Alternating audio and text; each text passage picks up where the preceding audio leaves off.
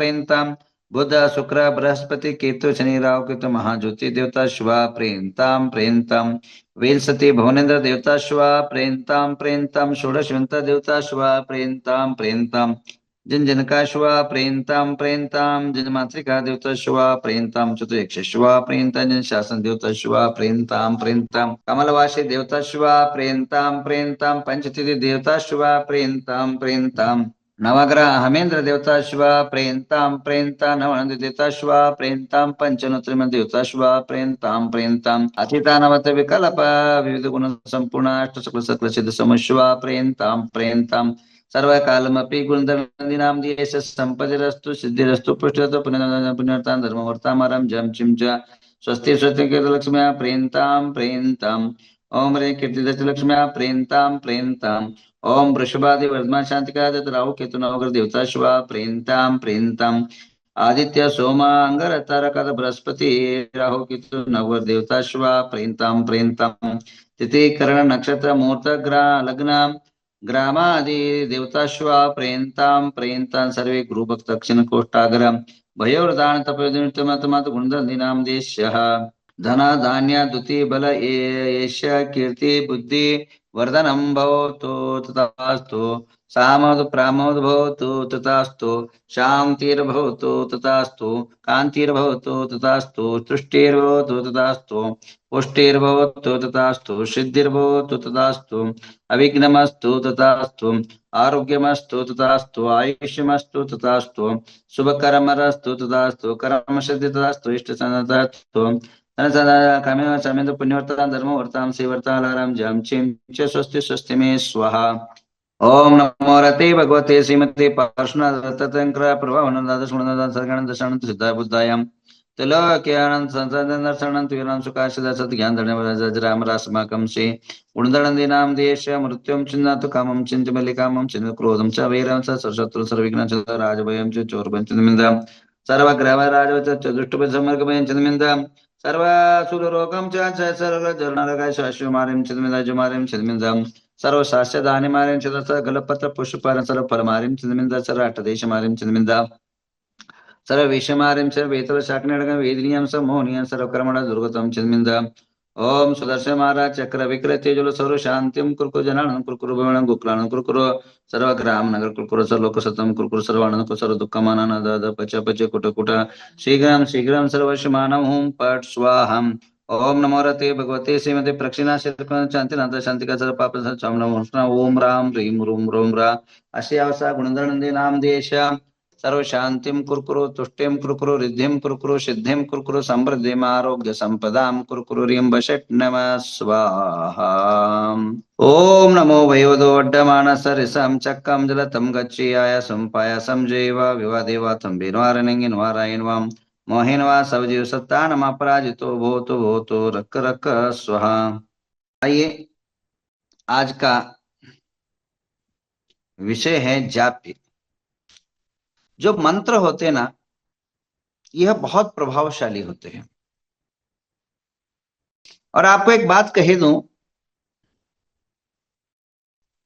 मंत्र के बिना कोई वस्तु संभव ही नहीं है। कुछ मंत्र का अर्थ क्या है?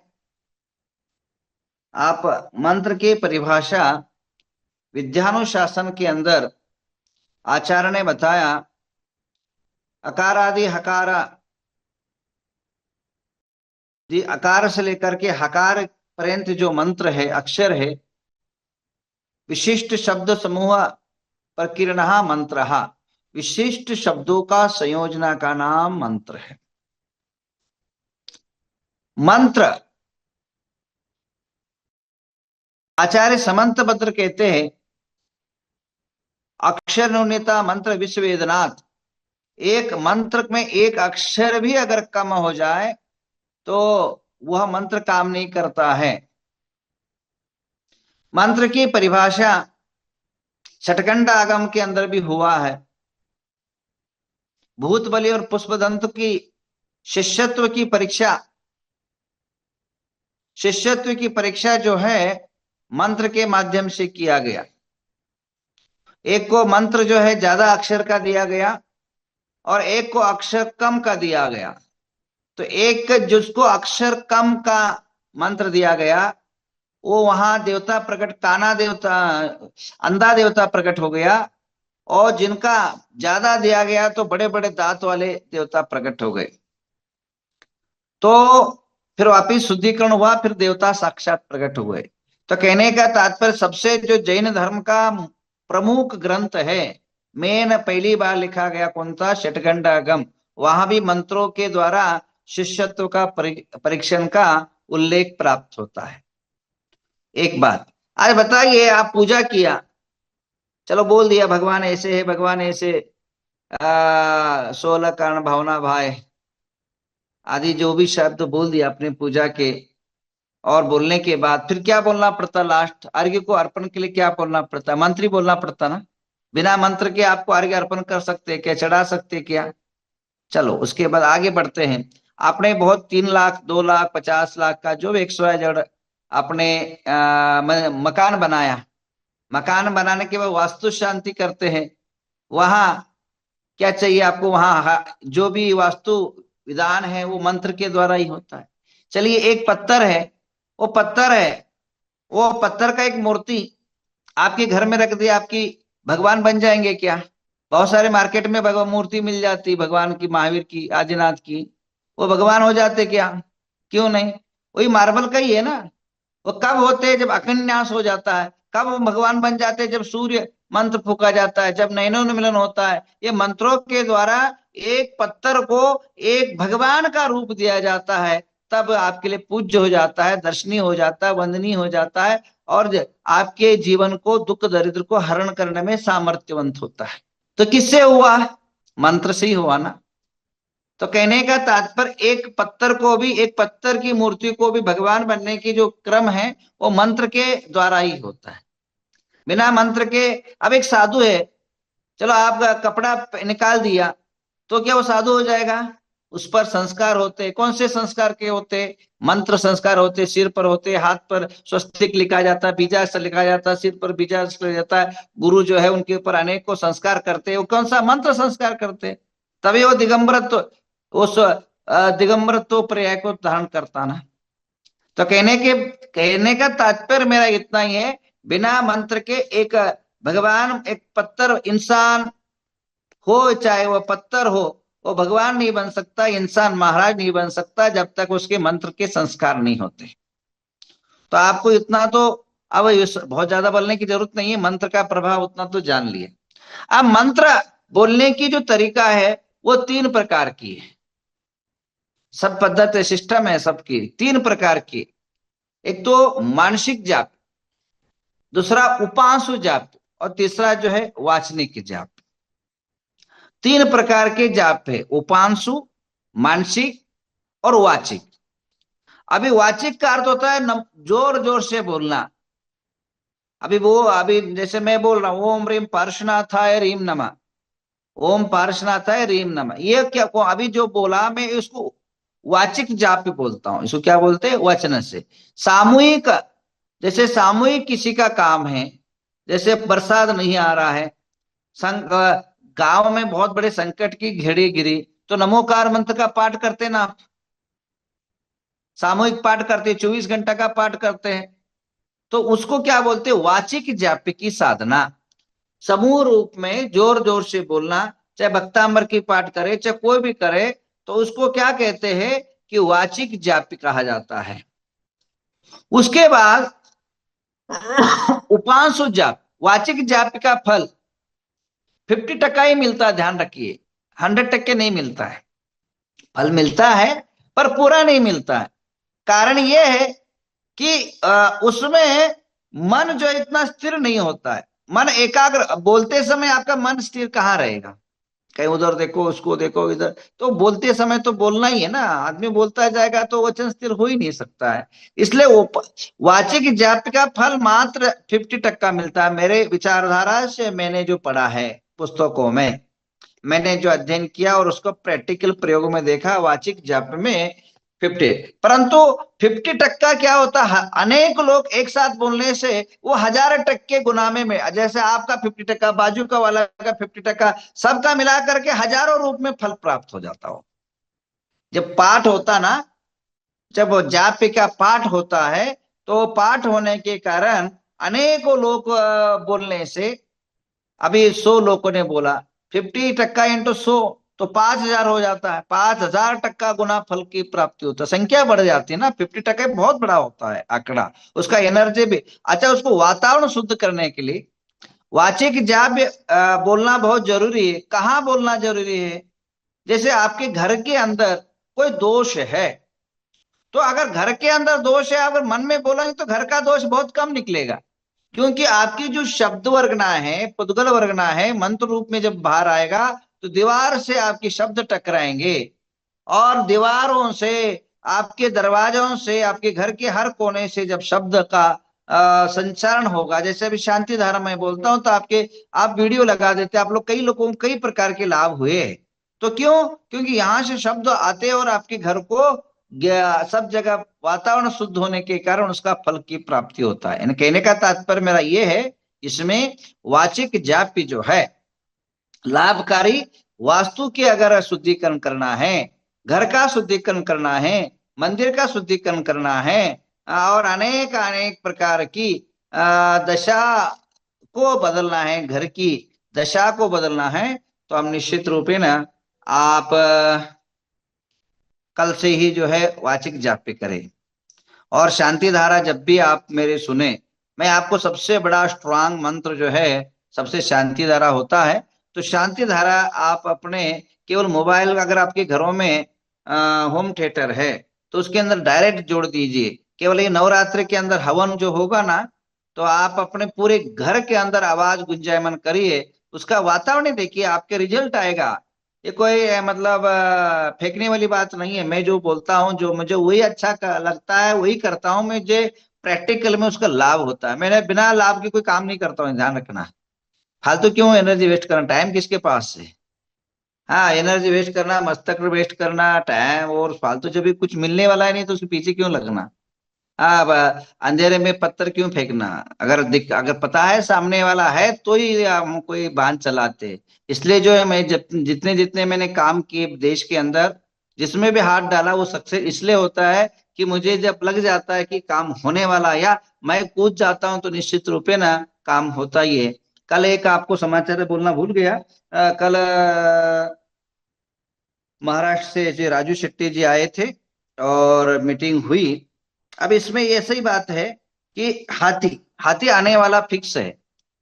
अब हम और एक 8 दिन वेट करें, ज्यादा दिन नहीं, 8 दिन और वेट करें। 8 दिन के 8 दिन के अंदर क्या क्या डिसीजन होता है देखते हैं, उसके बाद मैं आपको बताऊंगा आगे क्या करना है। 90%, अब तो जो है 99% हाथी आएगा। अभी एक 10% बचा हुआ है, और 10% कहीं यू टर्न न ले, इस बात को भी हमें सावधान बरतना है। आइए, अभी मंत्र के बारे में बात कर रहा था, तो विषयांतर हो जाएगा कि आपके जीवन में जो भी मैं अभी मंत्र नवरात्रि में बताऊंगा, अगर आपकी ताकत है यहाँ आने की, आइए, और आपके सारे संकट को मिटाने के लिए, आपकी मुरादे फलभूति होने के लिए, यह जो योग है बहुत बड़ा योग है, और आप सभी इसके अंदर शामिल हो सकते हैं। अगर नहीं भी हो सकते हैं तो अपने घर में बैठे बैठे हवन करिए। अगर हवन भी नहीं कर सकते हैं तो निधान आप अपने घरों के अंदर एक, जो अगर आपके पास छोटा बड़ा XYZ जितने भी जो है साउंड होंगे या स्पीकर होगा तो लगा दीजिए। उसके आपके हजारों मंत्रों से जो रिजल्ट नहीं आता है जाप्य के माध्यम से, वो ये करोड़ों जाप्य का फल हवन नवरात्रि के अंदर उच्चारण किया हुआ आपको प्राप्त होगा। और ध्यान रखिए, 3 घंटा हवन चलता है, आपको पता भी नहीं पड़ता। 3 घंटा हवन का उच्चारण, अनेकों मंत्रों का उच्चारण, अनेकों बीजाक्षर का उच्चारण, यह जो है आपको शाश्वत आपके घर के अंदर वास करता है। आप साइंस पढ़ लीजिए, आपका साइंस के अंदर कोई अगर स्टूडेंट है, या आप गूगल के अंदर सर्च करिए, शब्द कभी मरते नहीं है। जो मैं बोल रहा हूं आपके घर तक पहुंच रहा है। ये आपका बिल्डिंग गिर जाएगा, आप खत्म हो जाओगे, परंतु जो मेरा शब्द है वही रहेगा जहां जहां पहुंच रहा है। क्योंकि ये पुद्गल है, ये पुद्गल कभी नाश नहीं होता, परिवर्तित होता है। तो कहने का तात्पर्य मेरा ये है कि आप जो है नवरात्रि के अंदर अपने जो है घर को शुद्ध करने के लिए, और घरों के अंदर अगर जिनके पास नहीं है वो दुकान के अंदर भी अगर है तो एक आप जरूर लगाइए, और उसके आपके घर को शुद्धि करिए। दुकान और फैक्ट्री उद्योग को जो है सुधारने के लिए बड़ा मौका है। और हवन होता सबसे पहला जो है, मैं बोल रहा था वाचिक मंत्र का सबसे बड़ा पार्ट है ये हवन। उसके बाद दूसरा आता उपांशु जाप। उपांशु का अर्थ क्या होता है? नहीं मन में बोलना है ना बाहर बोलना है। नमोरिंतानम सिद्धांत, नमोरिंतानम सिद्धांत, एक अक्षर बाहर सुनाई दे, एक अक्षर अंदर सुना, अंदर ले ले। इसका नाम उपांशु जाप। वचन जाप से भी दुगना फल की प्राप्ति होता है। और मानसिक जाप, मन के अंदर जो है जाप करना, यह है मानसिक जाप कहलाता है। संसार भर के अंदर सबसे ज्यादा श्रेष्ठ और करोड़ों गुना फल अगर कोई प्राप्त होता है तो मानसिक जाप से। जब मन स्थिर हो जाता है तो वचन तो स्थिर हो जाता है, जहां वचन स्थिर हो जाता है तो काय स्थिर हो जाता है। और तीनों योग का एनर्जी मंत्र में लगने से आप एक प्रभावशाली जो है ऊर्जा आपके देह के अंदर, आपके जीवन के अंदर प्रकट होता है। आज नहीं, मैं बोलता आज जितने काम कर रहा हूं मैं स्पष्ट कहता हूं, मैंने कोई बहुत बड़ा स्टडी नहीं किया, बहुत स्कूल कॉलेजों में नहीं गया। केवल ये सरस्वती देवी की और पद्मावती देवी की अनुग्रह और मंत्रों की आराधना से ही सब कुछ करता हूँ। क्योंकि मैं ज्यादा, मेरे को अभी मेरे जीवन कहानी भी मैंने बताई थी आपको पिछले युगत दिनों में, आधा बताया आधा नहीं बता पाया, टाइम नहीं मिलने का। तो ये मंत्रों का प्रभाव बहुत बड़ा प्रभाव होता है। और आज मैं आपको भक्तांबर का बारे में बोल के भेजूंगा, आप सुनिए भक्तांबर की विचारधारा। सबसे पहला जो है हवन होगा, भक्तांबर का हवन होगा। ये 48 काव्य है। 48 काव्य के मंत्र, रिद्धि मंत्र और मंत्र और श्लोक तीनों को एक साथ आहुति करके 48 प्रकार की जो द्रव्य है, जैसे अलबेला, ये अलबेला द्रव्य, उसका गुलबेला, गुलबेला, गुलबेला द्रव्य को उसके अंदर डाले। गुलबेला का अर्थ क्या होता है? ये आपकी जो है ह्यूमनिटी पावर को बढ़ाता है और बुद्धि को बढ़ाता है। नाग केसर, नाग केसर सौभाग्य कारक माना है। और नाग केसर ऐसे कई, जो एक नहीं दो नहीं, कम से कम 48 वस्तुओं को डाल करके वह भक्ताम्र का हवन होगा। और वह जो है आपको आज पहुंचा देता हूं। आज लिस्ट जो है नमो लोभे सबसावन ग्रुप, या जो है आपको ये भी होगा, क्या बोलते हैं, इंस्टाग्राम में भी उसके अंदर आप लिंक शेयर करिए, वहां भी आपको मिल जाएगा। इसी आशा करते हैं, टाइम हो चुका है आपका सुनाने का। अब कल बात करते हैं। आज शाम को भक्तांबर का मेरे अपेक्षा है आप 48 लवंग और 48 इलायची लाइए आज। और 48 इलायची भक्ताम्र के 48 काव्य के साथ चढ़ाइए। और सभी परिवार वाले डेली दो दो इलायची खाइए। उससे क्या होगा आपको बताऊं, जो कोरोना के बाद बॉडी के अंदर जो रोग की मात्रा बढ़ रही है। और देखिए आज आपने अनुभव किया होगा कि एक पहले जमाने में 3 या 4, 5वां दिन सर्दी जुकाम चला जाता था, और आज जो है महीना भर भी नहीं जाता है। 2-2 महीना जो है कप कप निकलता रहता है और दम लगता रहता है।